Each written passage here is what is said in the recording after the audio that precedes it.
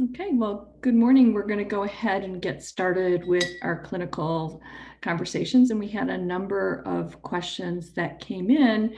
And the first one is really a case question. So it is somebody who is working with a 5-year-old child with autism who's gifted and highly verbal and anxious.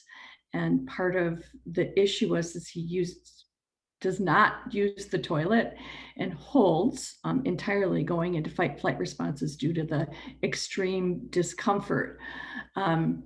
This young man also has a 5-year-old has severe anxiety around going to the bathroom and has gone through therapeutic listening, fine tuning, astronaut training, and occasionally the use of a quick shift. What treatment would help at this point with better interoception and regulation?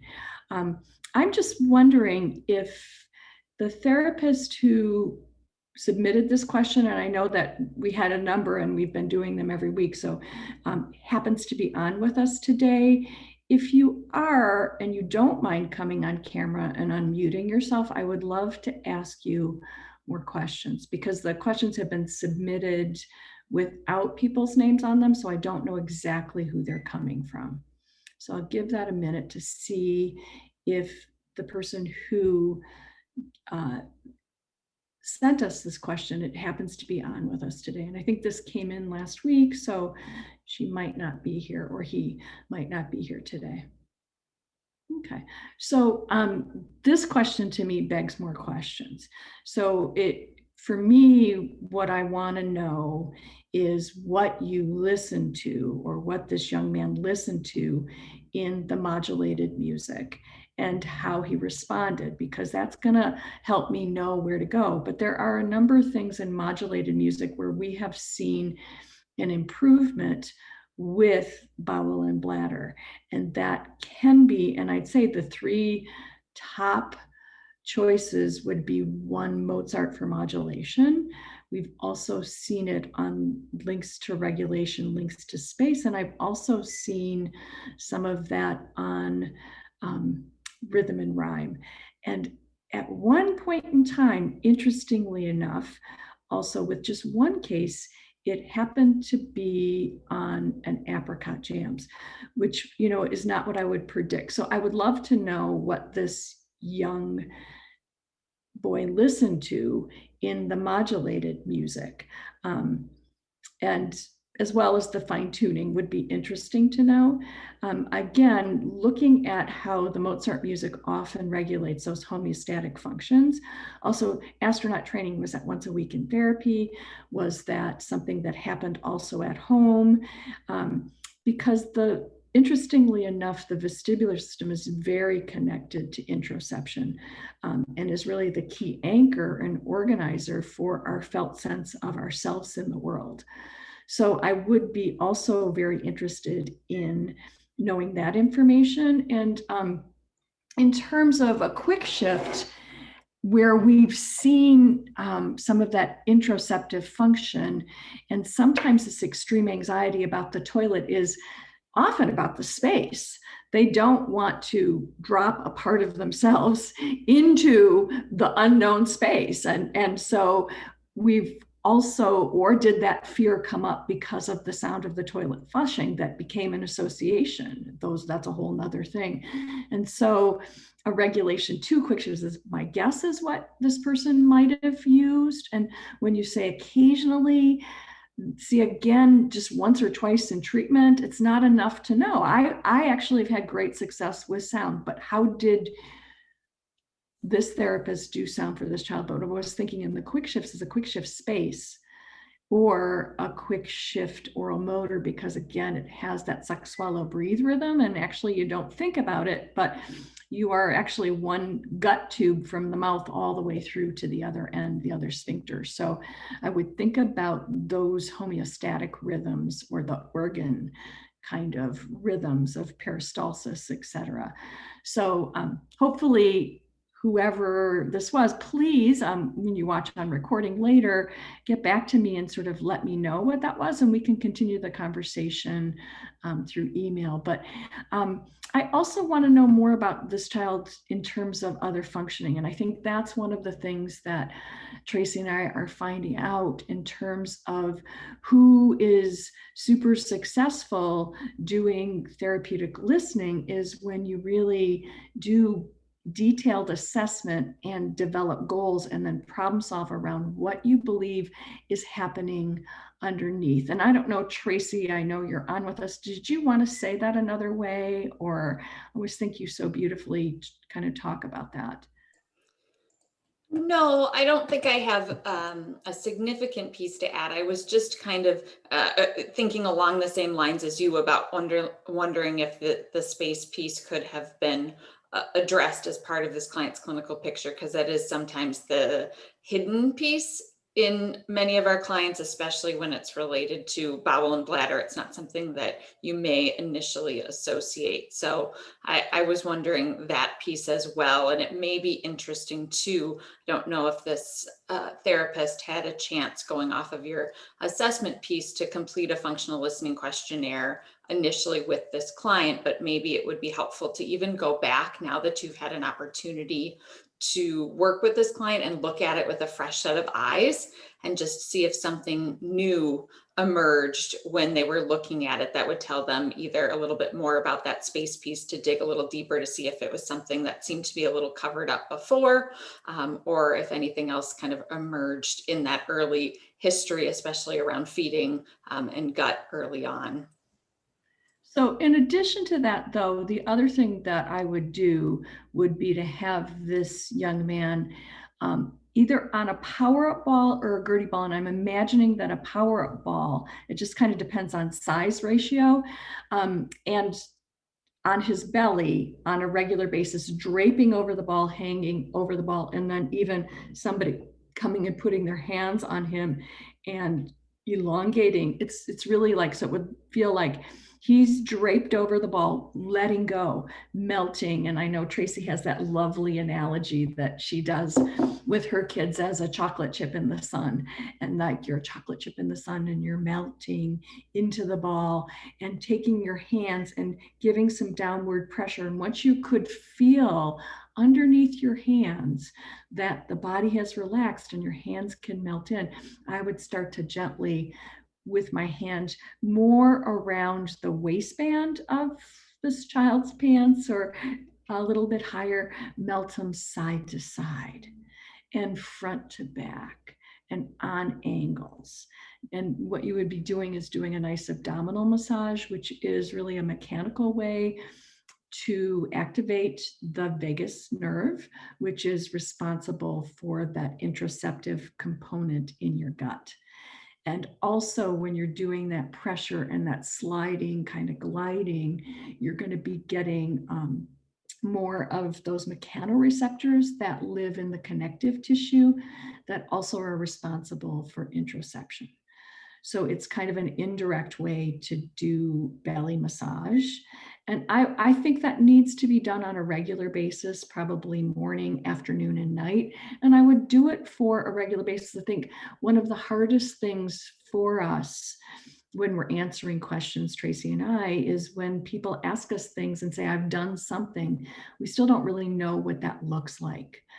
So how often? So on occasional use of a quick shift is how often, but this ball melting on a regular basis for a good solid, I would say 1 to 2 weeks, to see if it's going to net you something before you move on to the next thing. I think sometimes, and I'm guilty too of just hopping all over the place with ideas at times, but just really staying with things. And I think once you've seen the power of something, it's easier for you to stay with it and stay the course so that you really can get the benefit from what's going on. The other question is, have we seen cases where quick shifts alone have been utilized and beneficial? Absolutely. We actually did an entire study around this with Dr. Julia Wilbarger and her therapist, her OTs in training at Dominican University.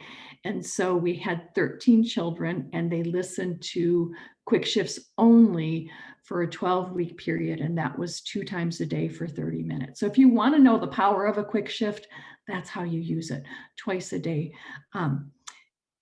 It wasn't 30 minutes, it was 2 times a day for 15 to 20. So this is 30 minutes because of 2 15-minute sessions. But so basically, and what we did was we used the Canadian Occupational Performance Measure where parents gave goals and the sensory processing measure. And you can see the information here that we collected. So there was really nice a mean change in what parents reported as their goals in terms of performance, as well as how happy they were with that. So in self-care, plus 3.2 change in points, and it's a 10-point scale, so that's really good. In satisfaction, plus 3.3 issues in sleep, really nice changes. In one child made a big difference. Emotional and behavioral regulation changes, social skills, not quite as much. I think we see more of that with the modulated music, but school participation and play and sensory processing. So yes, you can use the quick shifts in the same way that you would use the modulated music or the fine tuning, where you use it on a regular basis. And when we do that, we do see changes that stick and stay, and that can be very beneficial. And for those of you that can't do modulated music on a regular basis and you put in quick shifts, it's best if you can get it. So say you're in a school program daily, if you can. If you can't, then to do the best you can with it. But to be able to see these changes stick, again, it's about treatment that's consistent, because we're trying to shift patterns in the nervous system. And to be able to do that, we need, basically, it's the old Henry Hebb, whatever fires together, wires together. If we have a continual pattern of calm, or the quick shifts are continually helping to support calming things down, regulating your physiology for arousal and emotional regulation, then it's going to stay. But if you just touch on that place briefly, it's not something that will probably stay within the child's picture. So I think that's another really critical and important piece to remember. I don't know, Tracy, if there's anything else you want to say about this research project, or in terms of your thoughts and ideas on using quick shifts. I think I was so excited to see in the work that they did, and we see it clinically, but it was really nice to measure it in and of itself, just looking at the impact of just the quick shifts, because often in the clinic we're blending quick shifts with modulated music. And so I think it was really fun to see the impact of just quick shifts, especially on some of the motor outcomes and the significance that it had on supine flexion and 1 foot standing balance and Romberg. I thought that was particularly exciting to see. So yeah, I can't believe I left that out of there. Thank you, Tracy. We make a whole brain together. Yeah, to see, because prone extension, supine flexion, 1 foot standing, and Romberg are all vestibular related functions. And I know, because we treated, I don't know, probably 5 to 6 of those kids in the 13 or something like that, that we did use a lot of those heavy rhythms that get into the vestibular system and the wiring of the vestibular system and its other somatosensory and visual partnerships within the nervous system, and how big an impact that sound can have on vestibular function. So, and I think it's easy, sorry, I was just going to add to that. I think it's easier to equate the quick shifts with regulation and arousal, and that makes sometimes a more obvious match for people, but also thinking about the power of the quick shifts prior to any motor-based activity, both in clinic, but also outside of the clinic as part of a home program. And I know that's one of the ways that we have also used them more as a sensory diet, but prior to any athletic-based activities or sports performance, and it can be really helpful for some of our clients. Thanks, Tracy. I think the next question is interesting, because maybe I was going to say maybe we could stay on, Tracy, because I think it's that I'm going to ask you for your perspective as well. You don't have to, you can come back in since you've gone, but, and in general, some people saying when working with reflexes, in general, how long do you need to do exercises with client to integrate the reflexes? So I want to back up from this, because for me, it's never just about the reflex. So let's take one of those reflex patterns. So we could take the Moro. So if somebody is demonstrating a strong Moro response, where one, it might be that they go into this sort of startle phase with the shortening of the breath, and then they don't have, as some people would say, that second phase where they relax back to midline and exhale. To me, it's a reflection of that their system is in defense. And so there could be because of sensory processing, it could be because of trauma, it could be because of early medical trauma, it could be for an emotional reason that is there. So it's one part of a picture. So and where did they startle the most to?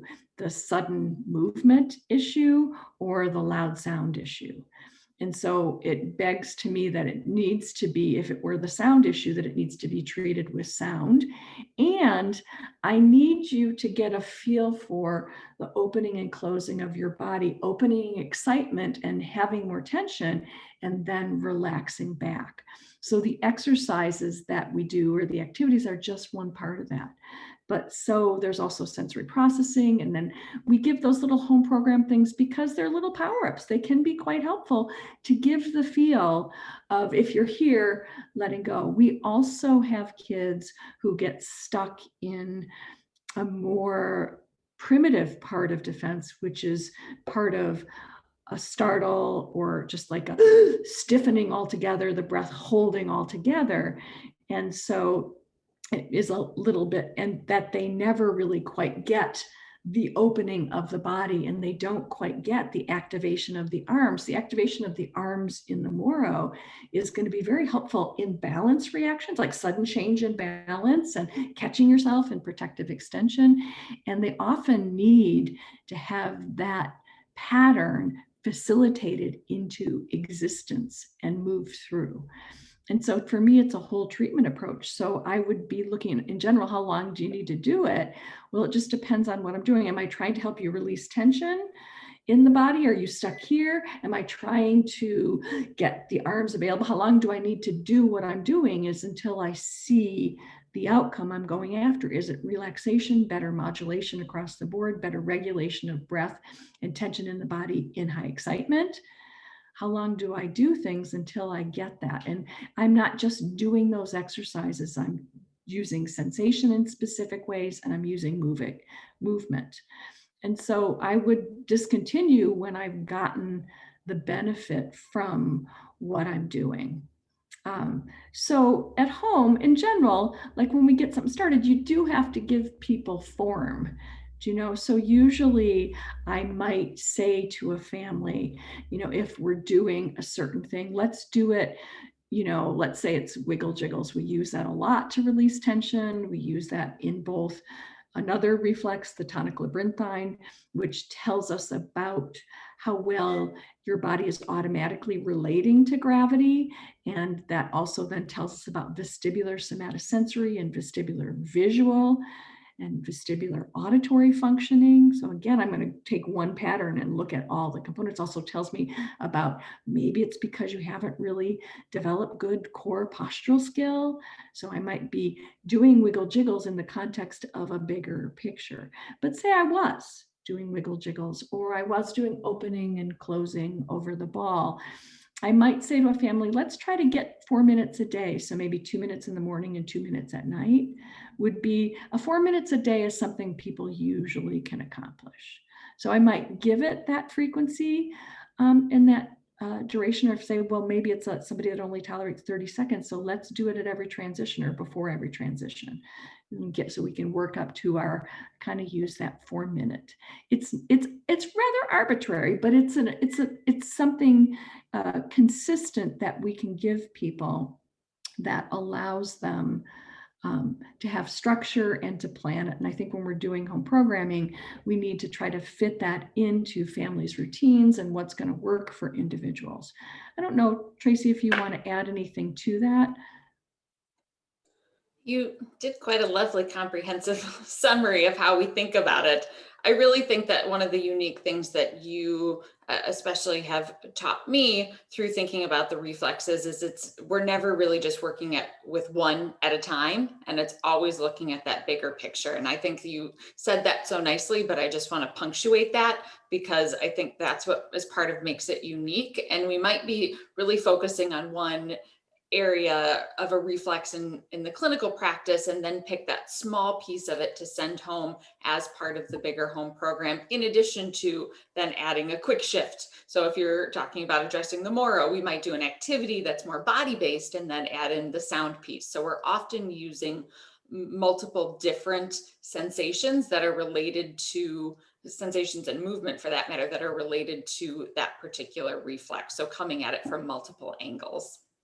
And I also want to say I often use things around the reflexes because they're an entree into affective regulation, because affect in emotion is tied to how we move the body, not from a skill perspective, but from how we move our face, how our breath moves, how we gesture, how we activate our posture when we want something. I think I see this really clearly. It's been super fun to watch my two grandbabies develop, and they're both really quite young, but particularly in when my newest grandbaby is just 4 months old, but when she was very small, about 2 months, and her mom would walk into the room and I was holding her whole head would pull up and move toward her. That's an affective piece. This is safety. Sure, you're Gia and you're safe, but this is my mom. I still haven't quite differentiated. This is where I get everything. And just like that affective, emotional draw, you see it in the movement. And it's really in part those reflexes that support affective regulation. And I think that's not really well understood in the world. And I think that we need to do more work. I feel like for myself as a teacher, I need to get more clarity around it. And I'm always kind of a little bit obsessed with rewriting things and how can I say it so people can really have the depth of this understanding, because movement from this affective perspective is really, really rich. So I don't know, we may have 3 minutes left for those of you that are here with us live. If anyone wants to come on camera in the last minute or two here and make a comment or ask another question that might be quick, we have a minute for that. I'll give people a minute to, again, knowing if you come on camera, I think you will be in part recorded into the recording for people, so there's no need to do that. Okay, or I don't know if there is a further question in the chat, Tracy. I haven't seen any come in yet. Okay, so we'll give it another minute and then I think we'll just sort of say goodbye to everyone here. If there's no further questions for this morning, it's been kind of a quiet morning here at VitalLink. So, okay. Well, Sheila, a question has come in if you could show what Wiggle Jiggles is. Demonstrate it. Well, basically you would have a child laying down and you would grasp around their ankles, and how you touch in this is really important. Like I wouldn't grasp hard, like I would just kind of connect with the child, and then I would start this gentle oscillation, and to the point of when I can see they're laying supine, that they're laying on their back, I can see that movement translating up through the head and neck. And sometimes the head is stiff, and within a couple of days, the head starts to rock on the body, which is a really great, it's linear vestibular, that's super gentle, and that rocking on the body actually adds really nice proprioceptive input. And you have a lot of receptors where the head meets the neck, as well as in between all the little muscles in between the spine. And so it provides this really precise proprioceptive input of your center along with vestibular input. It could be powerful and just a really nice setup for all kind of treatment activities. Sometimes kids need to have their knees bent with their feet flat on the floor. So it's like your feet are like you're standing on the floor, knees are bent, and you're laying on your back. And then you would have, if their feet are slippery, it doesn't work, but put your hand on their calves and give them, and it's an oscillation. You're not pulling, you're not directing movement, you're finding the oscillation in the body. This would also be really great. Also, I'm going back to the first case of interoception. I might also have that young man that's 5 laying on his belly with his hands in crocodile and take his waistband and rock him back and forth to get more input to the gut, to help him really start to sense that he has to go to the bathroom. And that gentle rocking and oscillations also provide a sense of safety, so that he might even, things always come back to the first question, be able to let go a little bit into the toilet, which is what people are hoping for. So As a follow-up, oops, sorry. As a follow-up to that, Sheila, would this help with kids who are afraid to lean their head back, such as in hair washing?